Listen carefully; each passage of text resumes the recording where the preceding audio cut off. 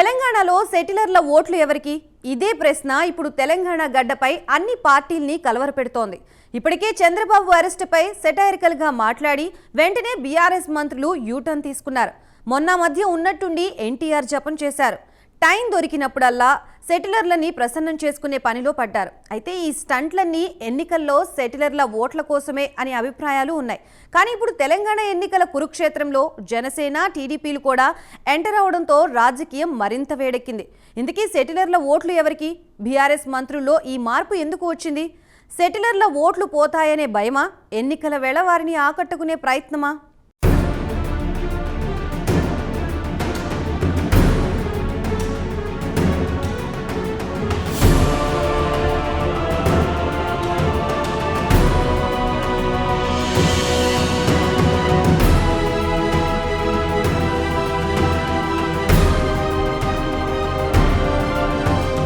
తెలంగాణ ఎన్నికలు ఈసారి ప్రధాన పార్టీలకు అత్యంత ప్రతిష్టాత్మకంగా మారుతున్నాయి. నియోజకవర్గంలో ఏ ఒక్క ఓటును వదులుకోవడానికి పార్టీలు సిద్ధంగా లేవు.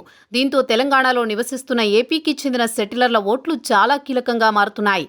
చంద్రబాబు అరెస్ట్ సెటిలర్ల ఓట్లపైన ఖచ్చితంగా ప్రభావం చూపుతుందనే టాక్ బలంగా వినిపిస్తోంది. బాబు అరెస్టు తర్వాత ఏపీకి చెందిన ఓటర్ల ఆలోచనపై ఆసక్తికర లెక్కలు బయటకు వస్తున్నాయి. సెటిలర్లు చంద్రబాబు అరెస్టు పైన ఆగ్రహంతో ఉన్నారని అటు సర్వేలు కూడా చెబుతున్నాయి. బాబు అరెస్టు అయినప్పటి నుంచి హైదరాబాద్లో సెటిలర్ల ధర్నాలు చేస్తూనే ఉన్నారు. రకరకాల కార్యక్రమాలతో నిరసనలు చేపడుతున్నారు. వాస్తవానికి ప్రధానంగా హైదరాబాద్లోని కూకట్పల్లి, కుత్బుల్లాపూర్, ఎల్బీనగర్, ఉప్పల్, మల్కాజ్గిరి, మేడ్చల్ నియోజకవర్గాల్లో సెటిలర్ల సంఖ్య ఎక్కువగా ఉంది. ఖమ్మం, నిజామాబాద్, నల్గొండ, మహబూబ్నగర్ జిల్లాల్లోనూ వీరి ఓటింగ్ కనిపిస్తుంది. హైదరాబాద్ కేంద్రంగా దాదాపు 10 లక్షల మంది ఐటీ ఉద్యోగులున్నారు. అందులో ఇతర రాష్ట్రాలకు చెందిన వారు ఉండగా చెప్పుకోదగిన సంఖ్యలో ఏపీ ప్రాంత వాసులు ఉన్నారు. వారిలో చాలామంది ఇప్పుడు హైదరాబాద్లోని ఓటర్లుగా కొనసాగుతున్నారు. శేరిలింగంపల్లి, రాజేంద్రనగర్, కూకట్పల్లి నియోజకవర్గాల్లోని 20% పైగా ఓటర్లుగా ఉన్నారు. ఈ నేపథ్యంలోని ఈ నియోజకవర్గాల్లో ఐటీ ఉద్యోగుల ఓట్లు కీలకంగా మారతాయని అంచనా వేస్తున్నారు. అయితే తెలంగాణ రాష్ట్రం ఏర్పాటు నుంచి వీరిలో మెజారిటీ ఓటర్లు బీఆర్ఎస్కు మద్దతుగా నిలుస్తున్నారనే అభిప్రాయాలున్నాయి. కానీ ఎప్పుడైతే చంద్రబాబు అరెస్టుకు వ్యతిరేకంగా బీఆర్ఎస్ నేతలు మాట్లాడారో అప్పటి నుంచి బీఆర్ఎస్పై సెటిలర్లు ఆగ్రహంగా ఉన్నారనే టాక్ వినిపిస్తోంది. అందుకే బీఆర్ఎస్ నేతలు మళ్లీ చంద్రబాబుకు అనుకూలంగా మాట్లాడి జరిగిన డ్యామేజీని సరిదిద్దే ప్రయత్నం చేస్తున్నారట. కానీ బీఆర్ఎస్కు మాత్రం సెటిలర్ల ఓట్లు పడవని అంచనాలున్నాయి. ఈ నేపథ్యంలోనే తెలంగాణలో టీడీపీ ఖచ్చితంగా పోటీ చేస్తుందని ఆ పార్టీ తెలంగాణ అధ్యక్షుడు కాసాని జ్ఞానేశ్వర్ క్లారిటీ ఇచ్చారు. రాబోయే ఎన్నికల్లో టీడీపీ ఖచ్చితంగా పోటీ చేస్తుందని తేల్చారు. తెలంగాణలో టీడీపీ బలంగా ఉందని తెలిపారు. ఈ నేపథ్యంలో తమకు పట్టున్న స్థానాల్లో పోటీ చేయాలని టీటీడీపీ నిర్ణయించినట్టు తెలుస్తోంది. చంద్రబాబు అరెస్టు నేపథ్యంలో తెలంగాణలో టీడీపీని నడిపించే వాళ్లు కరువయ్యారు. తెలంగాణ అధ్యక్షుడిగా కాసాని జ్ఞానేశ్వర్ ఉన్నప్పటికీ చంద్రబాబు ఆమోదంతోనే ఏ నిర్ణయమైనా తీసుకోవాలి. కానీ చంద్రబాబు జైల్లో ఉండడంతో పార్టీ విషయంలో ఇంతకాలం సరైన నిర్ణయం తీసుకోలేదు. దీంతో తెలంగాణలో టీడీపీ పోటీ చేయలేదని భావించారు. అయితే తాము పోటీ చేయాలని నిర్ణయించుకున్నట్లు ఆ పార్టీ వర్గాలు తెలిపాయి. ఇప్పటికే టికెట్లు ఆశిస్తున్న వారి జాబితాను సిద్ధం చేశారు. 30 స్థానాలు మినహా అభ్యర్థుల ఎంపిక పూర్తయింది. అభ్యర్థుల ఎంపికపై తెలంగాణ కాసాని జ్ఞానేశ్వర్ హైదరాబాద్ ఎన్టీఆర్ భవన్లో రాష్ట్ర స్థాయి, పార్లమెంటరీ స్థాయి నేతలతో కలిసి ఇప్పటికే కసరత్తు చేశారు. తెలంగాణలోని 119 నియోజకవర్గాల్లో 89 చోట్ల పోటీ చేయాలని నిర్ణయానికి వచ్చారు. టీడీపీ పోటీ చేసే 89 నియోజకవర్గాల్లో కొన్ని నియోజకవర్గాలకు ఒక్కో అభ్యర్థి పేరు, మరికొన్నింటికి 2 పేర్లు ప్రతిపాదించారు. అయితే తెలంగాణలో పోటీ చేసేందుకు చంద్రబాబు ఆమోదం తెలిపినప్పటికీ ఈ పార్టీని ప్రజల్లోకి తీసుకువెళ్లబోయేది ఎవరు అనే సందేహాలు వ్యక్తమవుతున్నాయి. తెలంగాణలో టీడీపీకి స్టార్ క్యాంపెయినర్ అంటూ లేరు. చంద్రబాబు జైలులో ఉంటే నారా లోకేష్ ఇక్కడ పార్టీని నడిపించే అవకాశం లేదు. నందమూరి బాలకృష్ణ ఒక్కరే పార్టీని నడిపించే వీలుంది.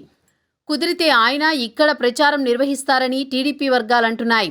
ఈ విషయంపై 1-2 రోజుల్లో స్పష్టత వచ్చే అవకాశం ఉంది. మరోవైపు ఎన్డీఏలో భాగస్వామ్యంగా ఉన్న జనసేన, బీజేపీల మధ్య పొత్తుపై చర్చలు జరుగుతున్నాయి. తెలంగాణలో ఎన్నికల్లో పోటీ చేయాలని నిర్ణయించిన జనసేన మొత్తం 119 నియోజకవర్గాల్లో 32 నియోజకవర్గాల్లో పోటీ చేస్తామని ప్రకటించింది. ఆ తర్వాత బీజేపీ అగ్రనేతల నుంచి వచ్చిన పొత్తు ప్రతిపాదనపై జనసేన చర్చలు జరుపుతోంది.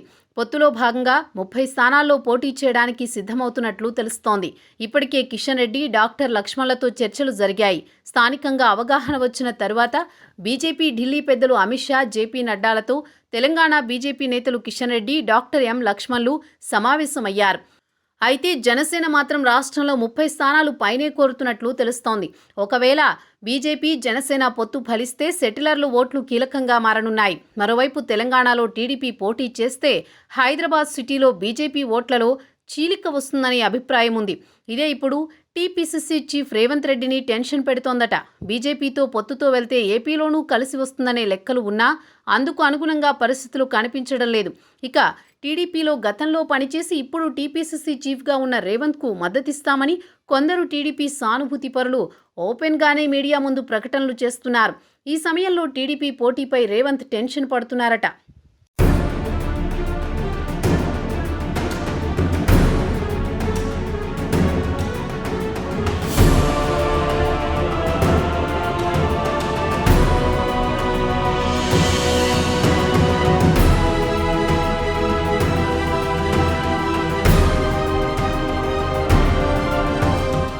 వాస్తవానికి 2018లో ప్రభుత్వాన్ని రద్దు చేసి ముందస్తుకు వెళ్లిన కేసీఆర్కు అనుకోని వరంగా మారారు చంద్రబాబు.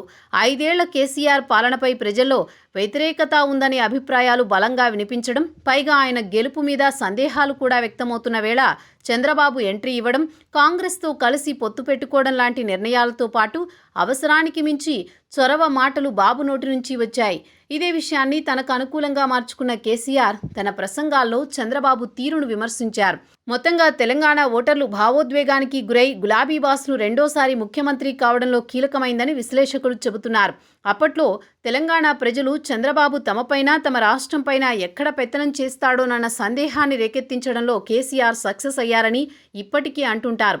అదే టైంలో సీమాంధ్రులు సైతం తెలంగాణ అధికార పక్షం విషయంలో తమకున్న నిబద్ధత ప్రదర్శించాల్సి వచ్చింది. దీంతో సెటిలర్లందరూ టీఆర్ఎస్ వైపు మొగ్గు చూపడంతో రెండోసారి టీఆర్ఎస్ అధికారంలోకి రాగలిగిందని అంటున్నారు. అందుకే 2018 తెలంగాణ ఎన్నికల్ని నిశితంగా పరిశీలించిన వారంతా కేసీఆర్ గెలుపులో చంద్రబాబు కీలకమని అభివర్ణిస్తుంటారు. ఇకపోతే తాజాగా స్కిల్ స్కామ్ ఆరోపణల్లో చంద్రబాబు 48 రోజులకు పైగా రాజమండ్రి జైల్లో ఉండిపోవడంతో చంద్రబాబు మీద సానుభూతి అంతకంతకు ఎక్కువవుతోంది. ఈసారి తెలంగాణ ప్రజల్లోనూ చంద్రబాబుకు అనుకూలంగా స్పందిస్తున్న పరిస్థితి. సీమాంధ్రులు అత్యధికంగా బాబు వైపు ఉన్నట్లుగా చెబుతున్నారు. తమ మనసుల్లోని మాటను బయటకు వెల్లడించకున్నా ఎన్నికల వేళ మాత్రం గతానికి భిన్నమైన తీర్పును ఇచ్చేందుకు సమాయత్తమవుతుందని అంటున్నారు.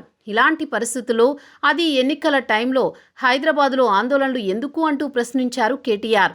అయితే కేటీఆర్ కామెంట్స్పై చాలా విమర్శలు వచ్చాయి. ఇంకా స్పష్టంగా చెప్పాలంటే కేటీఆర్ చాలా అహంకారంగా మాట్లాడారని టీడీపీ కేడర్ మండిపడింది. ఎక్కడో హైటెక్ సిటీ దగ్గర ఒక 100 మంది ఆందోళన చేస్తే దానికి శాంతి భద్రతల సమస్యని భూతంగా చూపించడం అహంకారం కాకపోతే ఇంకేంటని చాలామంది ప్రశ్నిస్తున్నారు. కేసీఆర్ బీఆర్ఎస్ అనే జాతీయ పార్టీ పెట్టి మహారాష్ట్రలో ప్రచారం చేసుకోవచ్చు, ఆంధ్రాలో విశాఖ స్టీల్ ప్లాంట్ ప్రైవేటీకరణ వివాదంలో తలదూర్చొచ్చు, జనం సొమ్ముతో ముఖ్యమంత్రి భారీ కాన్వాయ్ వేసుకుని మహారాష్ట్రలో సభలు పెట్టుకోవచ్చు. కానీ హైదరాబాద్లో ఓ 100 మంది చంద్రబాబు అరెస్టుకు నిరసనగా ఆందోళన చేయకూడదా అంటూ టీడీపీ నేతలు మండిపడుతున్నారు. తెలంగాణ కోసం ఢిల్లీలో ఉద్యమాలు చేయలేదా? అప్పుడు లేని ప్రాంతీయ భేదం ఇప్పుడు కేటీఆర్కి ఎందుకు వచ్చింది అని చాలామంది ప్రశ్నిస్తున్నారు. మరోవైపు ఎన్నికల ముందు ఇలాంటి ఏదో ఒక వివాదాన్ని రేపి ఓట్లు దండుకోవడానికి కేసీఆర్ వేసే పాత టెక్నిక్ని కేటీఆర్ ఇప్పుడు చంద్రబాబు అరెస్టు సమయంలో ప్రయోగించారని ఇంకొందరు అంటున్నారు. నిజానికి చంద్రబాబు అరెస్టు కాగానే తెలంగాణలో ఉన్న బీఆర్ఎస్ కమ్మ నాయకులంతా ఆవేశంగా రియాక్ట్ అయ్యారు. రవాణా మంత్రి పువ్వాడ అజయ్, షేర్లింగంపల్లి ఎమ్మెల్యే గాంధీతో పాటు చాలామంది చంద్రబాబు అరెస్టుని ఖండించారు. కూకట్పల్లి ఎమ్మెల్యే మాధవరం కృష్ణారావు, మరికొందరు ఎమ్మెల్యేలు స్థానికంగా పెద్ద ర్యాలీ తీశారు.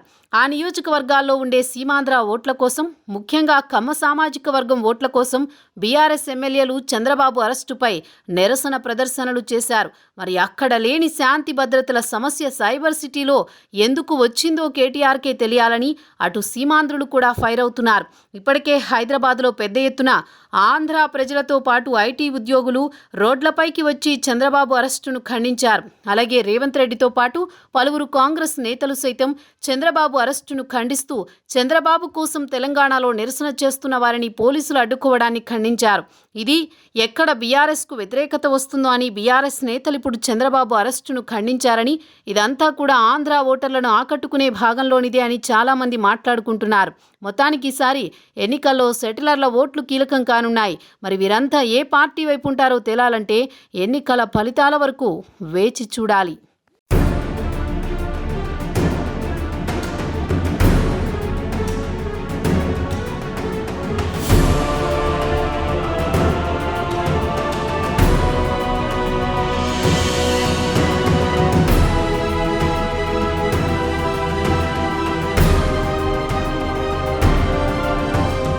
ఇది ఇవాల్టి బర్నింగ్ ఇష్యూ. నమస్తే.